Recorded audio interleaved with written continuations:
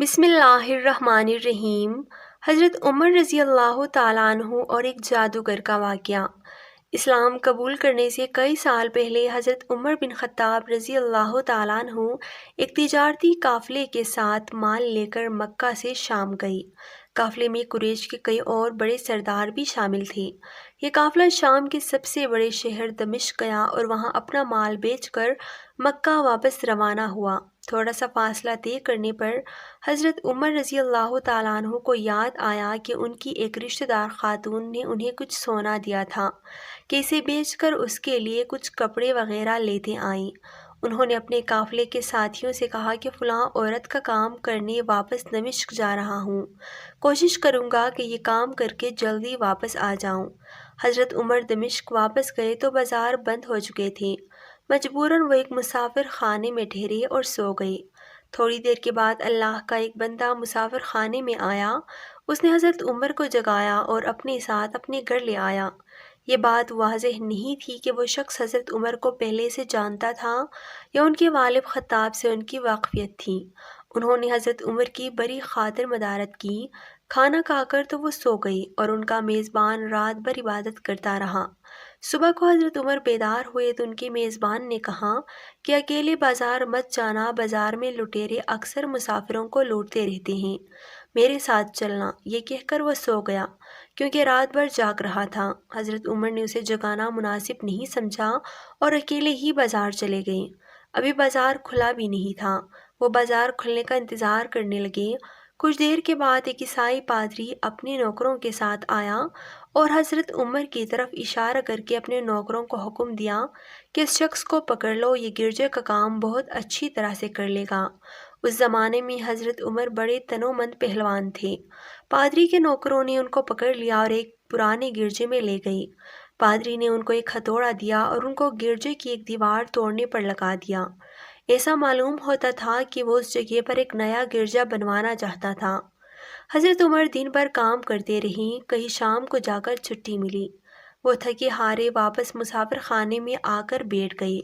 پہلے ہی دن نیک آدمی پھر آیا اور اس نے پوچھا کہ آپ کدھر چلے گئے تھے؟ حضرت عمر نے اسے سارا واقعہ بتا دیا۔ وہ شخص آج بھی ان کو اپنے گھر لے گیا اور ان کی بڑی خاطر و مدارت کی اور انہیں تاکید کی کہ کل بازار جاتے وقت مجھے ساتھ لے جانا۔ اس کے بعد وہ عبادت میں مشغول ہو گیا اور حضرت عمر سو گئے۔ دوسرے دن حضرت عمر بیدار ہوئے تو اپنے نیک میزبان کو سوتے پایا۔ انہوں نے اب کے بار اس کو جگانا مناسب نہیں سمجھا اور اکیلے ہی بازار چلے گئے۔ اتفاق سے پھر وہی پادری اپنے نوکروں کے ساتھ آیا اور حضرت عمر کو پکڑ کر ساتھ لے گیا۔ ان کو غصہ تو بہت آیا لیکن کیا کرتے، غیر ملک میں وہ اکیلے تھے اور کوئی ہتھیار بھی پاس نہیں تھا۔ دوسری طرف پادری کے ساتھ 7-8 نوکر تھے اور وہ سب ہتھیار بندے تھے۔ پہلے دن کی طرح ہی حضرت عمر ہتھوڑے کے ساتھ گرجے کی دیوار توڑتے رہے۔ جب دھوپ تیز ہوئی تو پادری اور اس کے نوکر انہیں کام میں مشغول دیکھ کر چلے گئے اور حضرت عمر دیوار کے سائے میں دم لینے کے لیے بیٹھ گئے۔ اتنے میں وہ پادری گھوڑے پر سوار چپکے سے آیا اور حضرت عمر کے سر پر ضرب لگائی اور کہا کہ ہم سب گھر گئے تو نے کام ہی چھوڑ دیا۔ اب حضرت عمر کو صبر کی تاب نہ رہی۔ انہوں نے ادھر ادھر نظر دوڑائی، ہر طرف سناٹا تھا۔ انہوں نے پادری کو گھوڑے سے کھینچ کر نیچے کر لیا اور اس کے سر ہتھوڑے پر ہتھوڑے مارنا شروع کر دیے۔ وہ بہت چیختا چلایا لیکن ان کے مدد کے لیے کوئی نہیں پہنچا۔ حضرت عمر نے ٹوٹی ہوئی دیوار کا ایک بھاری ٹکڑا اٹھا کر اس کے سر پر دیا۔ وہ پہلے ہی زخمی تھا، اب اس نے دم دے دیا۔ اس کو مرتے دیکھ کر حضرت عمر تیزی سے بھاگ کھڑے ہوئے اور جس راستے سے دمشق آئے تھے وہ راستہ چھوڑ کر ایک دوسرے راستے پر چل پڑے۔ شہر سے کافی دور انہیں ایک خچر پر سوار رومی ملا جو روم سے تعلق رکھتا تھا۔ وہ ان کے ساتھ چلنے لگا۔ وہ کچھ باتیں کرنے لگا لیکن نہ حضرت عمر ان کی زبان سمجھتے تھے اور نہ ان کی زبان سمجھتا تھا۔ اس نے یکایک اپنی تلوار پر ہاتھ ڈالا۔ حضرت عمر سمجھ گئے کہ وہ ان پر وار کرنا چاہتا ہے۔ انہوں نے فوراً ہی خچر سے اسے کھینچ لیا اور اسے تلوار چھین کر ایک ہی وار میں اس کا کام تمام کر دیا۔ پھر آپ خنجر پر سوار ہو کر آگے چلے۔ اس کے بعد کیا ہوا سارا احوال خود حضرت عمر نے اس طرح بیان کیا ہے کہ اس جگہ سے روانہ ہو کر میں ایک گرجے میں پہنچا۔ یہاں عیسائیوں کی ایک جماعت رہتی تھی۔ میں گرجے کے اندر داخل ہوا تو گرجے میں رہنے والے سب لوگ میرے ارد گرد جمع ہو گئے اور مجھ سے میرے حالات کے بارے میں پوچھنے لگے۔ پھر وہ اپنی پادری کے پاس مجھے لے گئے۔ پادری مجھے نہایت غور سے دیکھنے لگا اور اس کے بعد کہنے لگا کہ ایسا معلوم ہوتا ہے کہ تمہیں کسی چیز نے خوفزدہ کر دیا ہے۔ میں نے کہا کہ تم نے کیسے اندازہ لگا لیا کہ مجھے کسی چیز کا خوف ہے؟ اس نے میرے سوال کو ٹال دیا اور کہا کہ آپ جب تک چاہیں یہاں ٹھہریں، آپ کو یہاں کسی قسم کا کوئی خطرہ نہیں، آپ ہماری حفاظت میں ہیں۔ پھر اس پادری نے مجھے اپنے گھر میں مہمانوں کی طرح رکھا اور میری نہایت ہی خاطر و مدارت کی، اور پھر پوچھا کہ آپ کون ہیں؟ میں نے اسے بتایا کہ میں مکے کا رہنے والا ہوں اور قبیلہ قریش سے تعلق رکھتا ہوں، تجارتی قافلے کے ساتھ شام آیا تھا۔ تجارت کا مال بیچنے کے بعد ایک ضروری کام کے لیے مجھے اپنے قافلے سے جدا ہو کر واپس دمشق جانا پڑا۔ اب میں اپنے وطن واپس جا رہا ہوں اور راستہ بھٹک کر یہاں آ نکلا ہوں۔ پادری مجھے غور سے دیکھتا رہا اور بار بار طرح طرح کے سوال کرتا رہا۔ میں نے ان کے یہاں نہایت ہی آرام سے رات بسر کی۔ صبح کو آگے پوچھا کہ آپ کا ارادہ یہاں ٹھہرنے کا ہے یا آگے جانے کا؟ میں نے کہا کہ اب میں آپ سے رخصت ہونا چاہوں گا۔ یہ سن کر پادری نے اپنا ایک شاندار گدھا جو بڑا خوبصورت اور نہایت ہی تیز رفتار تھا لے آیا۔ اس گدھے کی پیٹھ پر کھانے کی مزیدار چیزیں اور قیمتی تحفے بھرے ہوئے تھے، اور پھر کہنے لگا کہ آپ اس گدھے پر سوار ہو جائیں اور چل پڑیں۔ راستے میں آپ کا گزر کسی عیسائی مکان کے پاس سے ہوگا تو وہ آپ کو اس گدھے پر سوار دیکھ کر آپ کی بے حد تعظیم کرے گا اور آپ کی خاطر و مدارت میں کوئی کسر نہیں چھوڑے گا۔ یہ کہہ کر پادری نے میرا ہاتھ پکڑا اور تنہائی میں لے جا کر کہنے لگا کہ اے عمر، آپ پر میرا حق واجب ہو گیا۔ میں نے کہا بے شک۔ اس نے کہا کہ آپ کا تعلق ایک معزز قوم سے ہے، میری آپ سے ایک عرض ہے۔ میں نے کہا کہ آپ بیان کر دیں، لیکن حیرت کی بات ہے کہ آپ جیسا بڑا آدمی مجھ جیسے پریشان حال مسافر سے کوئی عرض کیسے رکھ سکتا ہے؟ اس نے بڑے یقین بھرے لہجے میں کہا کہ سنیں، میں کیسا آدمی ہوں جسے اللہ نے آسمانی کتابوں کا علم عطا کیا ہے۔ میں نے آپ کی ذات میں بہت سی ایسی نشانیاں دیکھی ہیں جو یہ ظاہر کرتی ہیں کہ جب ایک مقررہ مدت پوری ہو جائے گی تو حالات میں زبردست تبدیلی آئے گی۔ اس وقت آپ ہمارے ملک کے حاکم بن جائیں گے اور یہاں کے سب بڑے شہروں میں آپ ہی کا حکم چلے گا۔ اس کے بعد پادری نے اپنے جیب سے دوات، قلم اور کاغذ نکال کر کہا کہ میری عرض یہ ہے کہ آپ اس کاغذ پر لکھ دیں کہ اس گرجے اور اس کے جائیداد پر کسی قسم کا کوئی محصول لاگو نہیں کیا جائے گا۔ میں نے حیران ہو کر پادری سے کہا کہ آپ مجھ سے مذاق تو نہیں کر رہے؟ اس نے کہا کہ قسم ہے اس ذات کی جس نے حضرت عیسیٰ علیہ السلام پر انجیل نازل فرمائی، میں جو کچھ کہہ رہا ہوں وہ بالکل سچ ہے۔ آپ مہربانی کریں اور میری درخواست قبول فرمائیں۔ میں نے پادری کی باتوں کو اس کا وہم سمجھا اور جیسے اس نے کہا میں نے اس طرح کاغذ پر اسے لکھ کر دے دیا۔ اس کے بعد گدھے پر سوار ہو کر چل پڑا۔ راستے میں کئی جگہ پر عیسائیوں کی جماعتیں ملیں۔ انہوں نے مجھے ایک پادری کے گدھے پر سوار دیکھ کر میری بڑی خاطر و مدارت کی۔ میں اسی طرح جگہ جگہ عیسائیوں کا مہمان بنتا تبوک تک پہنچ گیا۔ اللہ کی شان، جس تجارتی قافلے کے ساتھ میں گیا تھا وہ کافی دیر میرا انتظار کرنے کے بعد اس جگہ سے چل پڑا تھا جہاں میں نے اسے چھوڑا تھا، اور اب تبوک میں ایک کنویں کے قریب ڈیرے ڈالے ہوئے تھے۔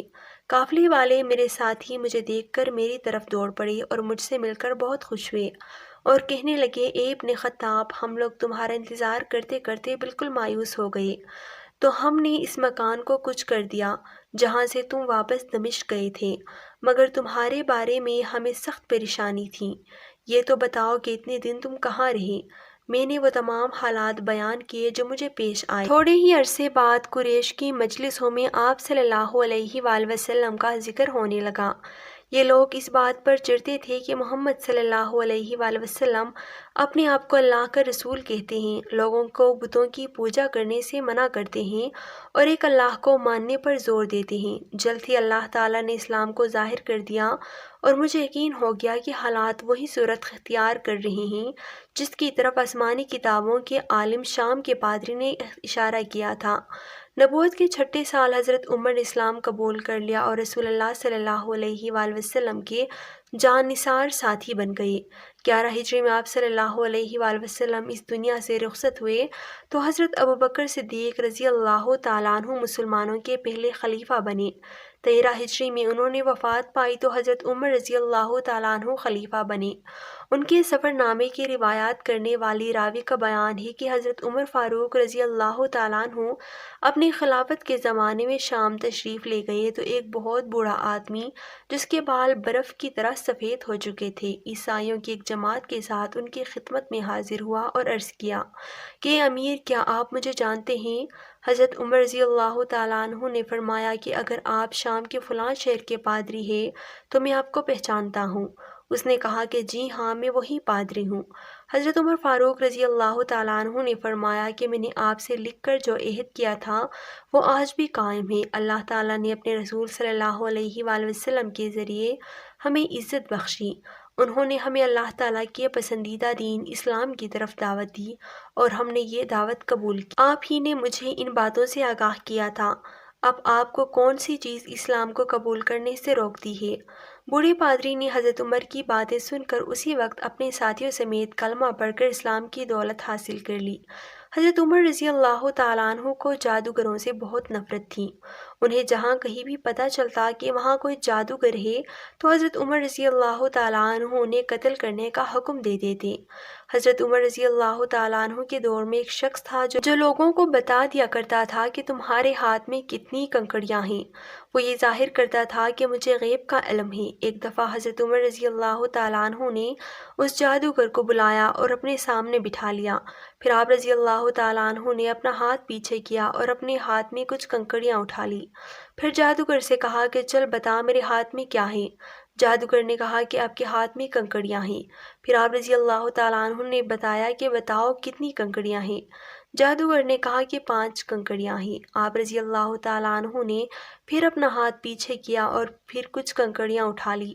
پھر فرمایا اب بتا میرے ہاتھ میں کیا ہے؟ جادوگر نے کہا کہ آپ کے ہاتھ میں کنکڑیاں ہیں۔ آپ رضی اللہ تعالیٰ عنہ نے فرمایا بتا کتنی کنکڑیاں ہیں؟ جادوگر نے کہا مجھے نہیں پتا۔ ساری محفل حیران رہ گئی، آخر یہ کیا ماجرا ہے؟ پھر آپ رضی اللہ تعالیٰ عنہ نے فرمایا پہلے جب میں نے کنکڑیاں اٹھائی تھی تو مجھے پتا تھا کہ میرے ہاتھ میں کتنی کنکڑیاں ہیں، اس طرح جادوگر نے میرا دماغ پڑھ لیا تھا۔ دوسری بار جب میں نے کنکڑیاں اٹھائی تو مجھے بھی نہیں پتا تھا کہ میرے ہاتھ میں کتنی کنکڑیاں ہیں، کیونکہ شیطان انسان کے جسم میں خون کی شکل میں دوڑتا ہے اور جادوگر شیطان کی پوجا کرتے ہیں جس سے شیطان ان کو ہر چیز ہر بات بتا دیتا ہے۔ اس محفل سے حضرت عمر رضی اللہ تعالیٰ عنہ لوگوں کو یہ بتانا چاہتے تھے کہ یہ جادوگر اللہ تعالیٰ کو چھوڑ کر شیطان کی پوجا کرتے ہیں اور شیطانی انسان جسم کے اندر خون میں گردش کرتا ہے۔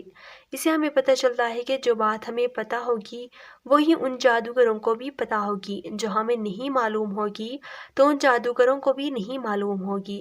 اللہ تعالیٰ ہم سب کو قلب سلیم عطا فرمائے اور ہر قسم کے جادو ٹونے سے بچا کر قرآن و حدیث پر چلنے کی توفیق عطا فرمائے، آمین۔ ناظرین، کمنٹ باکس میں اللہ تعالیٰ کے 99 ناموں میں سے ایک نام ضرور ٹائپ کریں۔